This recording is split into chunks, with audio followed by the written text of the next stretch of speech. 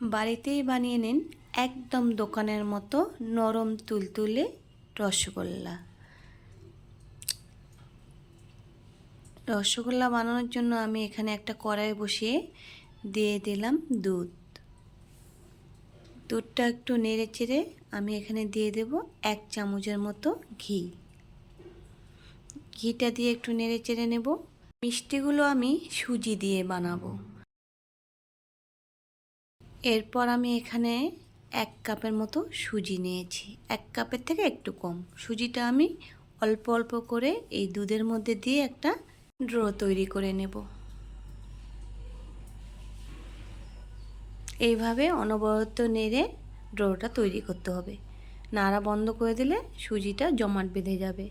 দিয়ে দিলাম ওই কাপ দিয়ে আধা কাপেরও একটু কম চিনি। চিনিটাকেও সুজির সাথে ভালো করে মিশিয়ে নেব।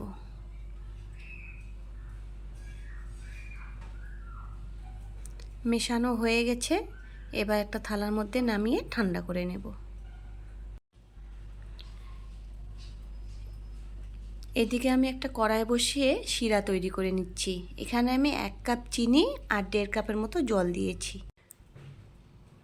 সুজির ডোটা ঠান্ডা হয়ে গেছে। এবার এটাকে আমি ভালো করে হাত দিয়ে এভাবে একটু মেখে নেব। মাখা হয়ে গেছে, এই দেখুন এরকম নরম। এবার আমি হাতের মধ্যে একটু ঘি মেখে নিলাম। নিয়ে এইভাবে একটু একটু করে চেপে চেপে একটা গোল মিষ্টির মতো শেপ তৈরি করে নেব।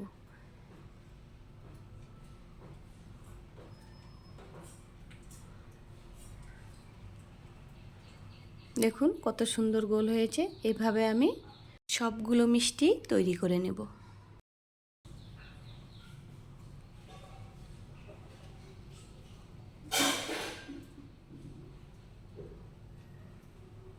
দেখুন সব মিষ্টি আমার তৈরি হয়ে গেছে। এই দেখুন তুলে দেখিয়ে দিচ্ছি, কোনো ফাটা দাগ থাকবে না মিষ্টির গায়ে। একদম এরকম পারফেক্ট বানাতে হবে। এরপর আমি ওই মিষ্টির শিরার মধ্যে মিষ্টিগুলো একটা একটা করে দিয়ে দেব।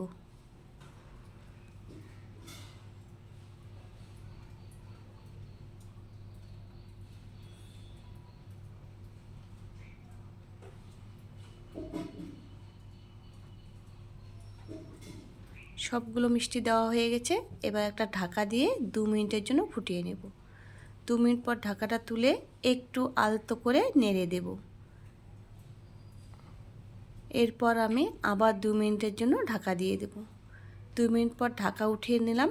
দেখুন মিষ্টিগুলো কত সুন্দর ফুলে গেছে আর নরম হয়েছে। একটা আপনাদেরকে আমি তুলে দেখিয়ে দিচ্ছি, দেখুন। এখন আমি গ্যাসটা বন্ধ করে 20 মিনিটের জন্য এইভাবে ঢাকা দিয়ে রেখে দেব। 20 মিনিট পর ঢাকা তুলে নিলাম। দেখুন মিষ্টিগুলো একদম পারফেক্ট হয়েছে। এবার আমি একটা আলাদা পাত্রে মিষ্টিগুলো তুলে নিলাম। একটা বাটিতে একটা মিষ্টি তুলে আপনাদেরকে দেখিয়ে দিচ্ছি মিষ্টিটা কত নরম আর কত সুন্দর হয়েছে। আমি কেটে দেখিয়ে দিচ্ছি, দেখুন একদম নরম হয়েছে।